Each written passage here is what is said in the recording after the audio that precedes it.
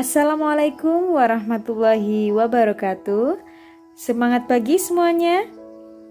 Selalu semangat ya. Nah, bertemu lagi dengan Ibu Reti Agustina dalam pembelajaran bahasa Indonesia. Tema hari ini adalah cerita pendek atau yang biasa disebut dengan cerpen. Nah, ini saya ingatkan lagi, jangan lupa untuk like, komen, dan subscribe channel Bu Reti ini ya, supaya Bu Reti lebih semangat lagi dalam membuat video pembelajaran-pembelajaran lain. Dan tentunya kalian juga harus lebih semangat lagi dalam belajar supaya ilmu yang kalian dapat nanti bermanfaat begitu. Selain itu, jangan lupa juga, ini saya ingatkan, kata dan puisi wajib satu anak satu kali saja. Jadi kalian yang merasa belum mengumpulkan kata dan puisi hari ini, silakan segera dikumpulkan. Batas waktunya sampai akhir semester ini. Gitu ya. Semangat untuk kalian. Nah, silakan berdoa terlebih dahulu sebelum memulai pelajaran ya. Berdoa dimulai.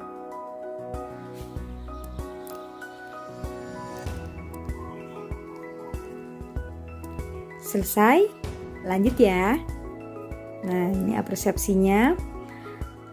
Pernahkah kalian membaca cerita pendek atau cerpen? Dalam kehidupan sehari-hari, tentunya kita melalui beragam peristiwa kehidupan. Seperti rasa galau, kecewa, atau bahagia. Nah, peristiwa-peristiwa kehidupan tersebut bisa diungkapkan atau dicurahkan melalui karya sastra berupa tulisan fiksi supaya lebih lega gitu ya. Misalnya cerita pendek atau cerpen. Lanjut ya. Apa yang akan kita pelajari hari ini? Ada struktur cerpen. Ada kaidah bahasa cerpen, dan ada membuat cerpen berdasarkan struktur dan kaidah bahasanya. Nah, tapi dalam pertemuan kali ini, yaitu episode 9, kita akan belajar tentang struktur cerpen. Langsung saja, apa saja sih struktur cerpen? Yuk, mari kita pelajari. Nah, struktur cerpen ini disusun oleh unsur-unsur. Yang pertama ada judul, kemudian dilanjut di bawahnya judul ada orientasi, dilanjut ada yang berikutnya setelah orientasi ada komplikasi, dan yang terakhir ada resolusi. Untuk judul itu nama karangan yang mencerminkan isi dari cerpen. Jadi judulnya itu harus nyambung dengan isinya cerpen itu sendiri. Nah, menulis judul yang benar itu yang pertama, huruf awal dalam judul harus berupa huruf kapital. Kemudian yang kedua, huruf kapital digunakan pada tiap awal kata dalam judul, kecuali kata depan, contohnya di, ke, terhadap. Yang kedua, kata hubung. Kata hubung itu bisa karena, dan sebagainya. Kemudian yang ketiga, kata seru, contohnya dong, si. Kemudian yang keempat, artikula, contohnya para.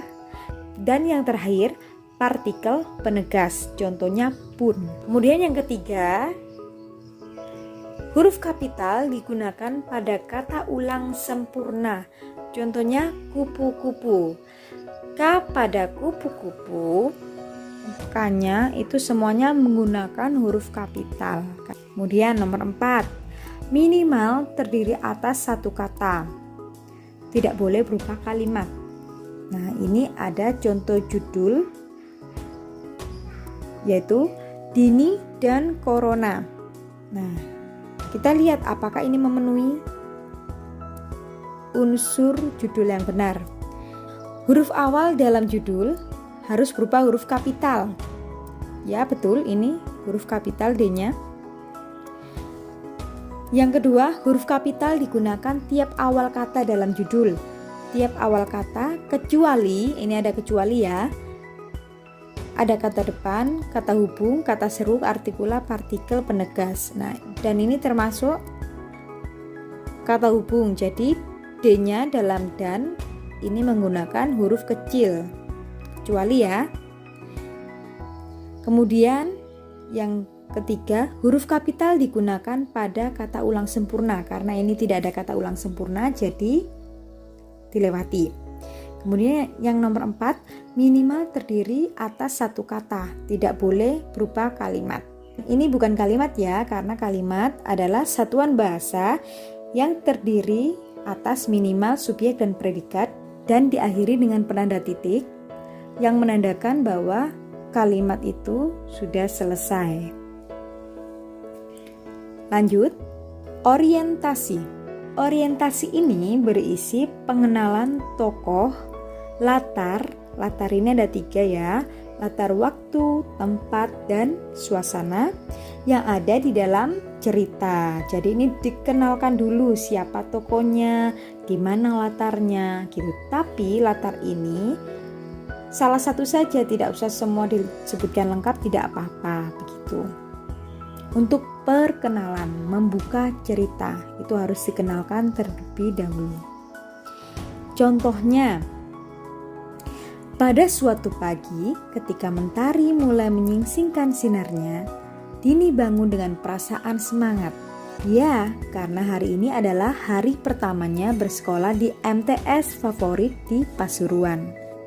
Nah, coba kita telaah. Ada pengenalan tokohnya adalah Dini. Kemudian ada latar waktu, tempat dan suasanakah di sini? Latar waktu pada suatu pagi. Kemudian tempatnya, Dini bangun dengan perasaan semangat. Bangun, ada kata bangun berarti ini di kamar, tetapi ini disebutkan secara tersirat gitu ya. Jadi ada tempat juga. Kemudian suasananya saat itu adalah semangat cerah gitu ya, ada cerah karena mentari baru bersinar. Itu biasanya kan seperti yang kita tahu, kita memiliki pemahaman bahwa fajar menyingsing itu kan ada perasaan semangat, bahagia begitu. Nah, ini jadi memenuhi kriteria dari struktur orientasi begitu ya. Lanjut. Struktur berikutnya adalah komplikasi. Komplikasi itu adalah permasalahan yang muncul di dalam cerita berdasarkan urutan kejadian yang saling terhubung secara sebab akibat. Setelah dikenalkan tadi, langsung diceritakan sebab akibatnya, diceritakan gitu ya. Ini contohnya lanjutannya yang tadi, kan tadi orientasinya, sekarang komplikasinya begini contohnya. Namun ia lupa bahwa hari ini ia tidak dapat berjumpa dengan kawan-kawannya secara langsung. Oh iya, kan hari ini masih sekolah daring, ujarnya pada diri sendiri dengan penuh kecewa. Semangat yang menggebu itu pun luntur bak hanyut di bawah arus yang deras. Semua itu karena corona. Corona yang telah merusak hari cerianya dan membuatnya harus diam di rumah saja. Kesepian yang menyedihkan pun harus dirasakannya untuk waktu yang tak ditentukan. Nah, ini ada terusannya, nanti bisa diteruskan sendiri sesuai dengan imajinasi.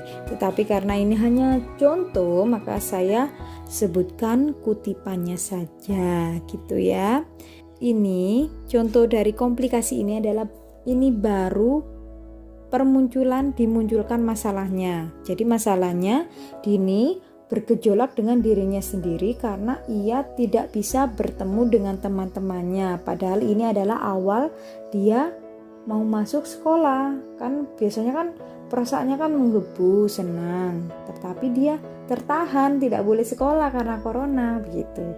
Itu permasalahan awalnya. Nah, nanti kelanjutannya bisa dilanjutkan sendiri gitu. Jadi masih banyak ya, ini hanya awal dari komplikasi permasalahan yang muncul gitu ya. Lanjut. Nah, Yang terakhir adalah resolusi. Resolusi itu akhir cerita berupa solusi atau penyelesaian masalah, penyelesaian dari konflik yang ada di komplikasi itu tadi. Nah, contohnya ini, Bunda pun membuyarkan lamunan Dini karena ia terlihat sangat sedih saat itu. Bunda menghampirinya lalu mencoba menghibur serta menyemangati Dini. Untung ada Bunda yang selalu ada untuk Dini. Meski agak sedih, ia mencoba meyakinkan hatinya bahwa ini pasti akan segera berakhir. Ini adalah contoh dari resolusi. Nah, di dalam resolusi ini bebas, boleh diisi dengan akhir yang menyedihkan, boleh diisi dengan akhir yang menyenangkan, boleh diisi dengan akhir cerita yang menggantung. Jadi penulis di situ membiarkan pembaca untuk mengira-ira apakah ceritanya ini nanti berakhir bahagia atau berakhir sedih. Itu kadang-kadang penulis membiarkan pembacalah yang menentukan gitu. Lanjut.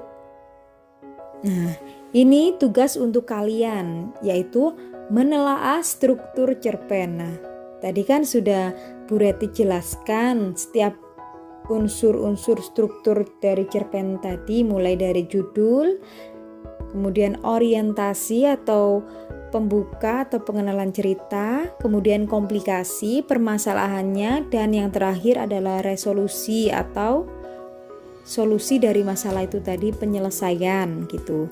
Nah, ini ada teks cerpen secara utuh dengan judul Kisah Seorang Penjual Koran.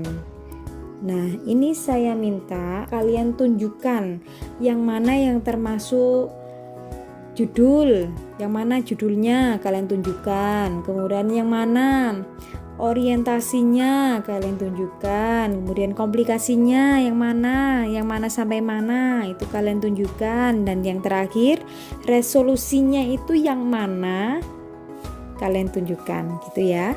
Kalau ini tidak jelas teksnya, silakan kalian bisa buka LKS halaman 39 tentang teks cerpen berjudul Kisah Seorang Penjual Koran. Lanjut ya. Kemudian ini dari teks cerpen tersebut yang tadi itu slide sebelumnya itu, kemudian kalian kerjakan tugas berikut ini. Nah, ini kalian buat tabel nanti di lembar kertas ya. Kalian buat tabel seperti ini. Mulai judul, orientasi, komplikasi, resolusi. Nah, di penjelasan struktur dan bukti teks ini silakan hanya kalian tulis paragrafnya saja. Maksudnya paragraf 1, paragraf 2, paragraf 3 begitu. Terserah kalian gitu ya. Ini saya kasih contoh untuk judul, bagian judul. Nah, penjelasan struktur ini maksudnya ini pengertiannya. Judul itu apa? Nah, di sini saya beri contoh, judul adalah nama karangan yang mencerminkan isi cerpen. Kemudian bukti teksnya karena judul kan sedikit.